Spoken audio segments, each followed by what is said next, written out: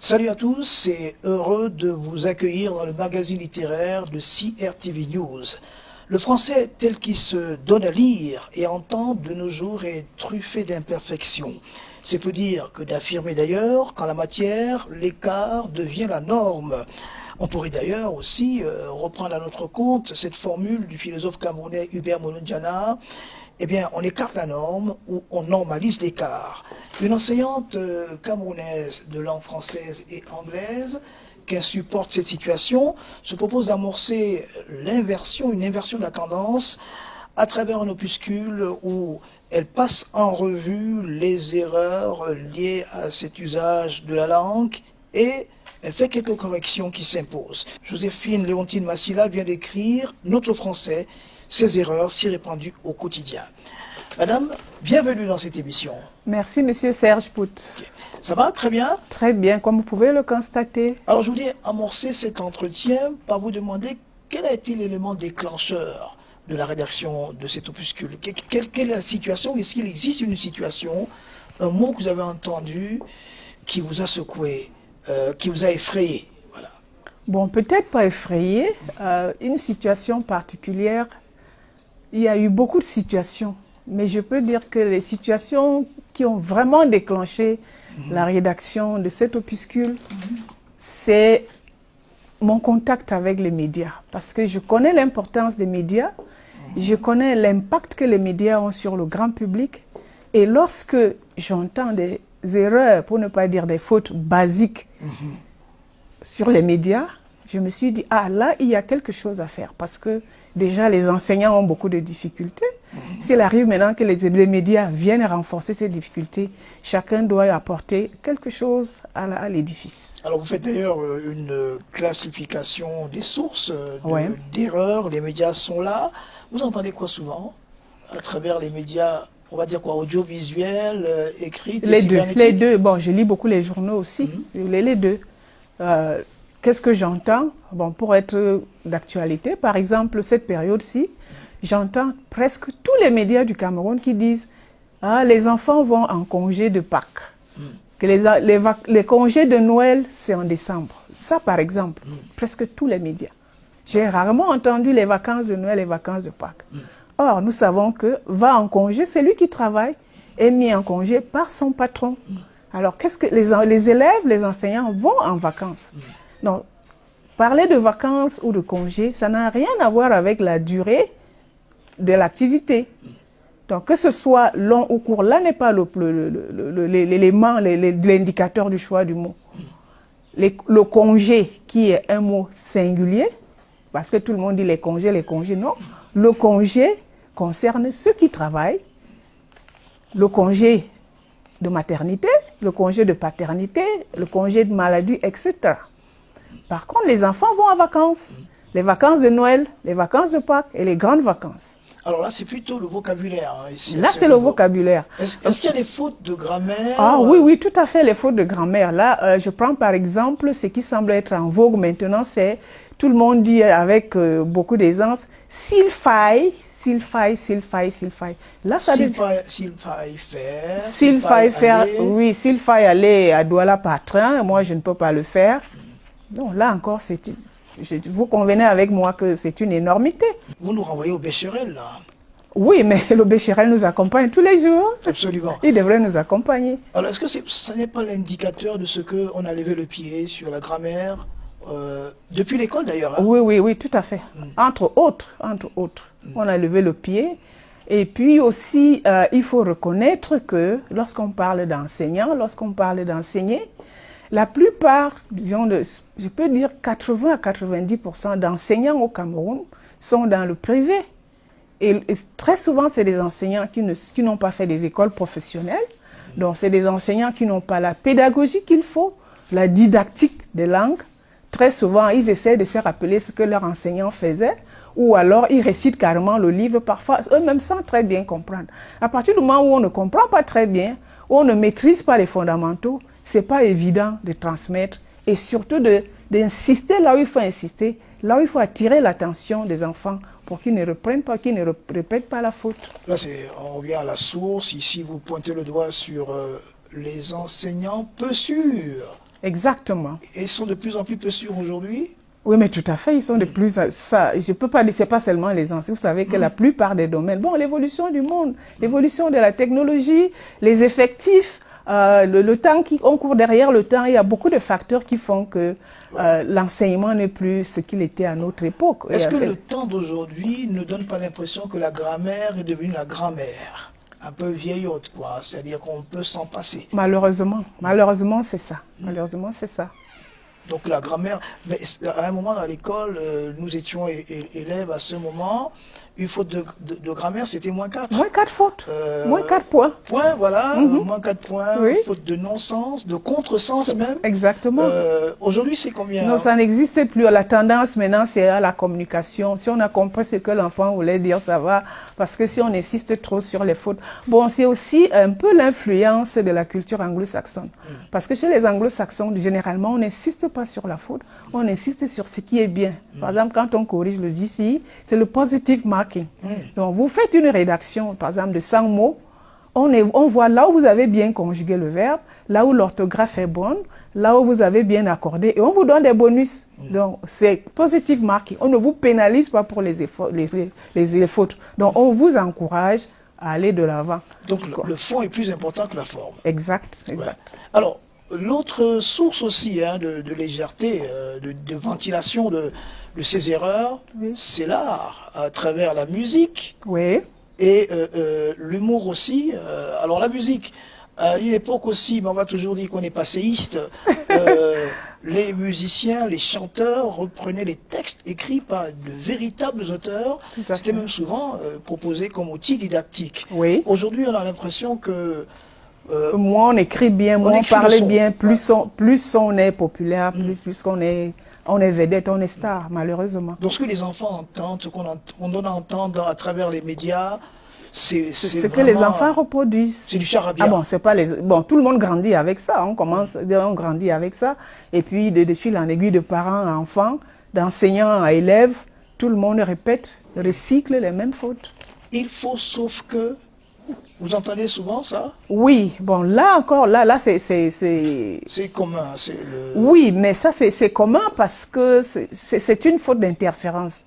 Donc, ça vient d'une langue, d'une communauté linguistique camerounaise. Donc, cette structure-là vient d'une communauté linguistique. Ça, c'est présent dans la plupart des communautés linguistiques. Je vous donne un exemple. Par exemple, je ne sais pas s'il faut citer la communauté.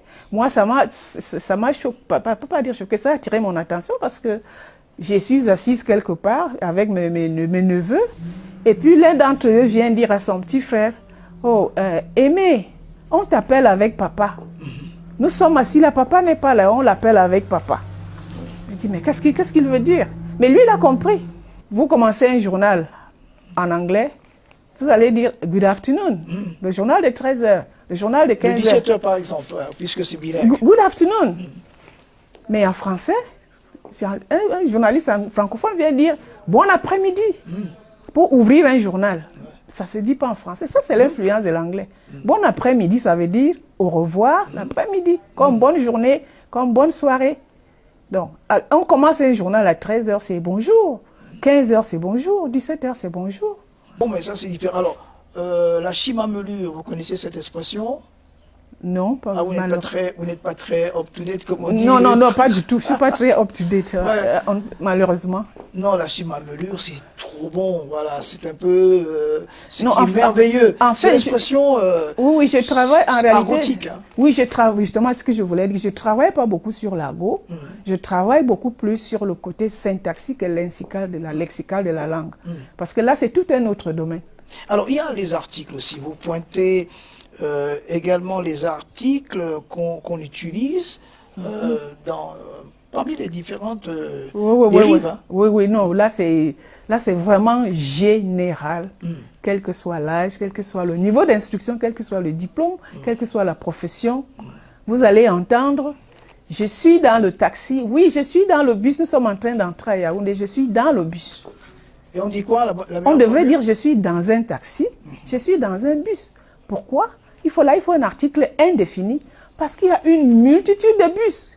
Pour dire le bus, ça veut dire qu'il y a un seul bus que la personne, que votre interlocuteur connaît.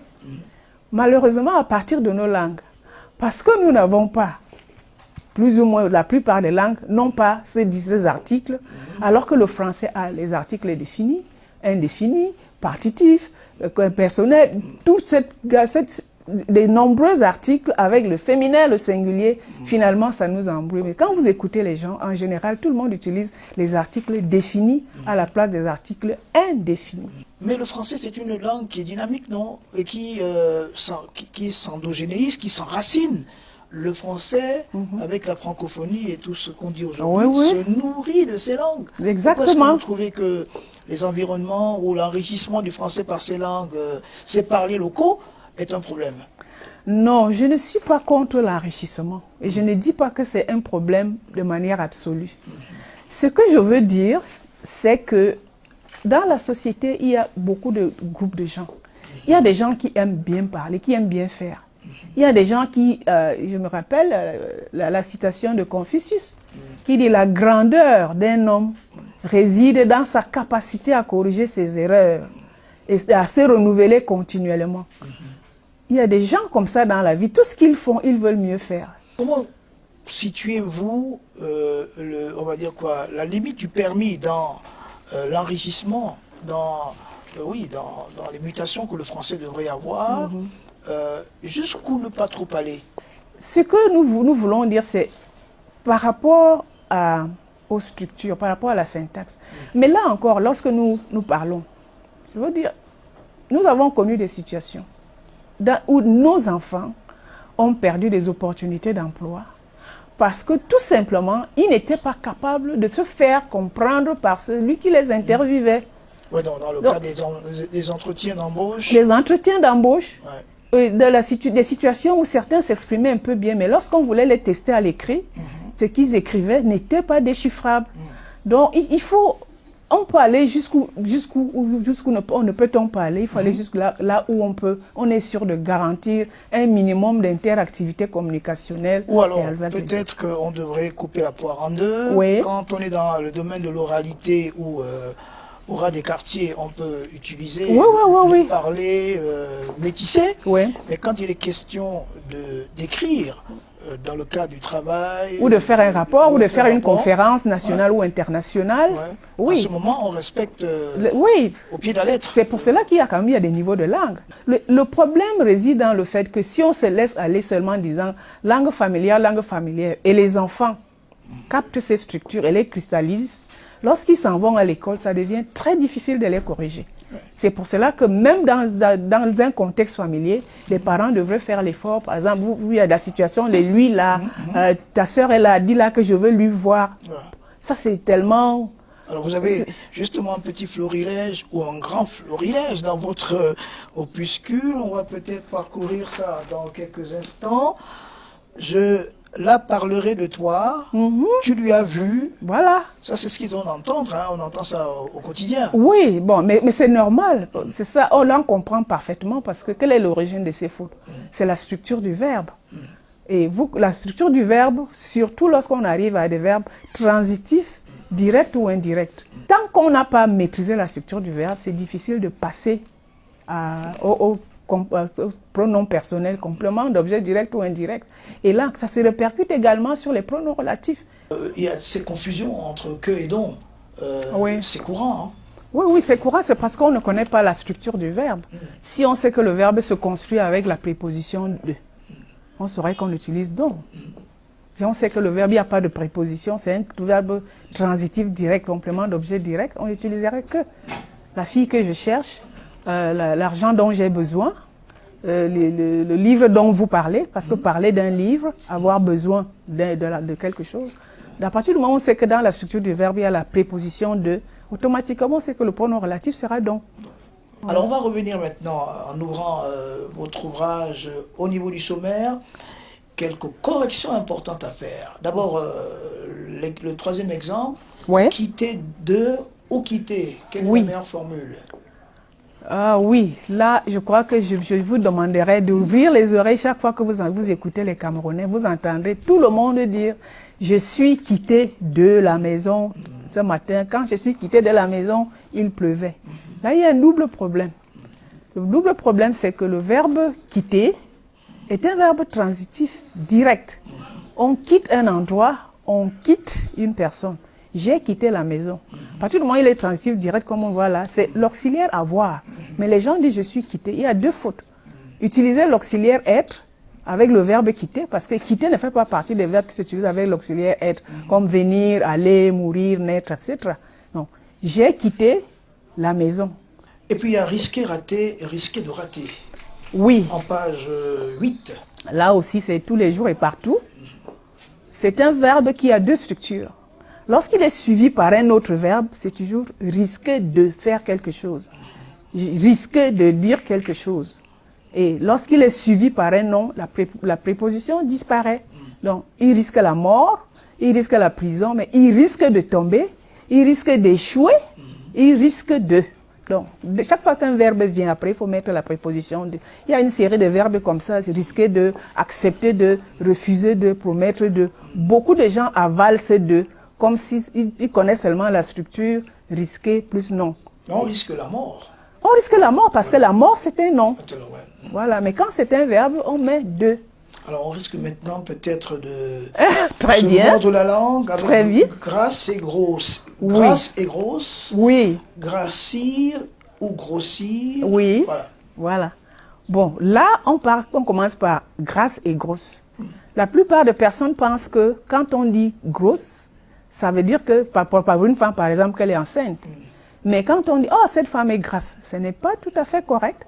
Parce qu'on parle de gras quand il s'agit d'aliments, quand il s'agit d'animaux, un porc gras, une cuisine grasse, un mets gras. Mais les êtres humains, quand on a de l'embonpoint, on est gros. Ah, cet homme est gros, cette femme est grosse. Vraiment, je me souviens de Blake le Rock, voilà, avec un personnage qui avait on va dire quoi, la fourchette facile, il mangeait beaucoup. Oui. Et on l'appelait gras double. Oui. Alors pourquoi gras double? Oui, mais vous savez, dans les bandes dessinées, ouais. il y a des choses qui sont admises. Mais ce n'est pas tout à fait ça. Professeur occultiste, ça. Professeur occultiste. Voilà. Donc, quand on a de l'embonpoint, on est gros. C'est vrai qu'avec la femme, il y a les deux. Une grosse femme n'est pas une femme grosse. Une grosse femme, c'est une femme qui est forte, qui a de l'embonpoint. Mais une femme grosse, c'est celle qui est enceinte, qui a un bébé dans le ventre. Donc forcément, grossir et grassir, c'est différent. Grassir n'existe même pas. Voilà, grassir n'existe pas. Grossir, maintenant, ça veut dire prendre du poids. Tu as beaucoup grossi pendant ton congé. Ça veut dire que tu ne faisais pas d'activité physique, tu dormais, tu regardais la télé, tu mangeais. Tu as pris du poids, tu as beaucoup grossi, tu as grossi. Ouais. Donc, et là, maintenant, s'il faut rendre une femme grosse, en lui mettant un bébé dans le ventre, on ne la grossit pas, on l'engrosse. On l'engrosse, engrosser une femme. Alors, on ne va pas dire que c'est assez gros que de confondre l'ouvre-bière et l'ouvre-bouteille. Oui, ça, presque personne ne dit l'ouvre-bouteille. On dit toujours l'ouvre-bière, l'ouvre-bière. Comme si on utilisait cet outil pour ouvrir une boisson gazeuse. À tous les niveaux de la société. Oui. Apportez-moi l'ouvre-bière. Et c'est la même chose quand vous êtes dans les réceptions. Personne ne parle de serviette de table. Tout le monde parle de mouchoir. Mouchoir de table. Est-ce qu'on est à table pour se moucher? Non. C'est des serviettes de table pour s'essuyer la bouche. C'est moins cher, hein? Et le moins cher est bon marché maintenant. Ah oui, là c'est un gros problème. En français, les gens ne connaissent pas le contraire de cher. Le contraire de cher, c'est le groupe bon marché. Parce qu'on ne connaît pas le groupe bon marché, lorsqu'il faut faire la comparaison maintenant, on pense que moins cher est l'adjectif. Et si quelque chose n'est pas cher, on dit plus moins cher que... Ça peut pas être à la fois plus, moins cher. Et ça va jusqu'à dire c'est très moins cher pour dire c'est très cher. Voilà. Donc, le problème ici, c'est quoi? Comment vérifier? Si nous disons quelqu'un est beau, Serge est beau, Jules est laid, est-ce que parce que Jules est laid, il est moins beau que Serge? Non. S'il n'y a pas de comparaison possible. Donc, c'est quand quelque chose n'est pas cher, c'est bon marché.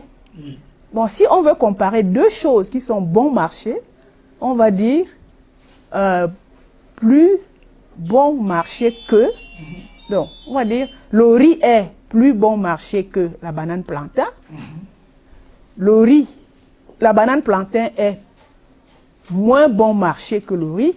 Donc, c'est bon marché, c'est cette expression-là, qui est le contraire de cher. Alors, autre risque d'accident, c'est gréver et faire grève. Oui. Habituellement, on dit... les ouvriers sont en train de gréver. Grévé. Ils ont grévé. Voilà. Non, ils n'ont pas grévé, ils ont fait grève. Le sens de gréver, c'est imposer des taxes financières, un poids financier. Par exemple, vous allez dire à une femme, vos coiffures extravagantes grèvent énormément le budget familial. Ça veut dire que ça a un impact négatif sur le budget familial. Donc l'expression des gens qui interrompent le travail pour revendiquer une cause, c'est ils font grève. Oui. Alors, il y a aussi, bonne journée, à toi de même. Ou Oui. alors, à toi autant. Non, tout le monde dit autant. À toi autant. Autant, autant, À toi ouais. autant, autant. Autant de quoi? Autant, c'est la quantité. C'est autant de quoi? Autant de journées? Non, à toi de même ou pareillement. Donc, J'ai autant d'enfants que toi, c'est la quantité. La journée est bonne, c'est la qualité. Donc, pareillement ou à toi de même. ok. Alors, en gros, finalement, on devrait faire quoi? Très souvent utiliser le dictionnaire, revenir au dictionnaire pour savoir quel est le sens des mots, Oui. pour éviter aussi d'utiliser les mots à la place. Oui, on devrait vraiment reprendre le réflexe d'aller vers les documents de référence. Les livres de grammaire, le dictionnaire. Aujourd'hui, nous avons la chance, même avec le téléphone, on va sur Google, on va sur Wikipédia, on a des dictionnaires, on peut vérifier. C'est cet effort-là qu'il faut faire. Prendre conscience du fait que nous sommes en train d'apprendre ou d'acquérir une langue qui n'est pas la nôtre, mais qui nous trouve dans un environnement linguistique très complexe et multiforme. Et il est possible qu'on glisse et qu'on fasse des accidents très régulièrement. Raison de plus pour qu'on soit... Surtout parce que l'homme de la rue peut le faire, mais quand les journalistes le font c'est aussi allègrement... Je ne peux pas me rappeler une seule édition de journal que j'ai suivi sans qu'il y ait une grossièreté. Ok, mais est-ce que vous n'êtes pas forcément... Bon, vous n'êtes plus de ce monde, peut-être que vous êtes d'une race d'avant qui était puriste et aujourd'hui on a presque tout accepté. Ah, curieusement, je suis pas puriste, je suis assez relax, je suis pas puriste, mais je me dis qu'en toute chose, on ne peut pas laisser les choses se dégrader indéfiniment au point où on va arriver à un point de Qu'est-ce que vous non-retour. pourrez faire face à la bourrasque des SMS aujourd'hui? C'est une grande vague. Le français, même l'Académie française est obligée parfois de tenir compte de ça. On voit comment les dictionnaires sont... Oui, se renouvelle et on pourra intégrer. Ouais. Non, c'est pas, je n'ai pas la prétention d'amener tout le monde à parler comme le dictionnaire ou comme le livre de grammaire. Mon souci, c'est d'aider ceux qui souhaiteraient, comme j'ai dit tout à l'heure, qui souhaiteraient corriger leurs erreurs, ceux qui souhaiteraient bien parler ou bien écrire, d'apporter ma modeste contribution.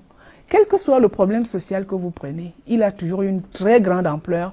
Mais si tout le monde se croise les bras, où allons-nous? Mais c'est toutes nos petites flèches là, ma petite flèche, votre petite flèche, celle de telle, ça va quand même minimiser ou peut-être ralentir le rythme et peut-être permettre toujours que la communication passe. Mon souci, c'est la communication entre les hommes. Ou alors peut-être ce serait mieux de préconiser que quelle que soit la langue qu'on parle, qu'on la maîtrise mieux. C'est-à-dire que si je dois parler le bassa par exemple, que je maîtrise la grammaire. C'est l'idéal. Voilà, et que je parle l'anglais, le français, le portugais et autres. Donc qu'on comprenne que chaque parler a une grammaire. Une grammaire a ses normes, a ses règles, et si on veut entrer dans ce système et interagir avec des gens de cette communauté, il y a un minimum qu'on doit avoir en commun. Alors je vous pose la dernière question. Oui. Quelle est l'expression qui vous fait souvent tomber? Avez-vous conscience parfois de glisser et de dire « Oh, je me reprends aussi ». C'est une confession publique. Non, beaucoup. Alors, dites-moi un peu quelle est votre écharde, ça peut être un peu... Non, j'imagine, j'attends que les autres attirent mon attention. Non, vous avez souvent dit quoi? Qu'est-ce qu'on a... Ceux qui vous corrigent souvent vous disent « Non, mais écoutez, Madame Assila, d'accord, c'est bon, mais il y a tel mot que vous... » C'est là où je souhaiterais qu'on arrive à cela. Ok. Malheureusement, on est dans une culture où les gens se font des complexes très rapidement en se disant « Ah, si Madame Assila a écrit, ça veut dire qu'elle est parfaite. » Non. Donc quand vous regardez l'évolution... Non, je ne peux pas être zéro faute. Ce que je dis là, c'est à peu près sûr que je fais les mêmes fautes. Pourquoi? Parce que inconsciemment, ça s'implique, comment ça s'imprime dans mon cerveau.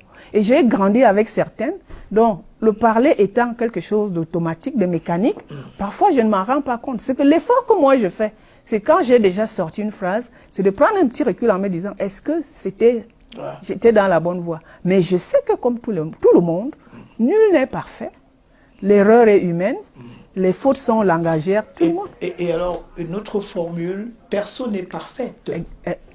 Non. Parfait. Non, que ce soit personne ou quelque chose, c'est invariable. Okay. C'est toujours au masculin. Personne n'est parfait. Personne n'est parfait. Okay. Donc, quelque chose sur lequel nous devons toujours revenir.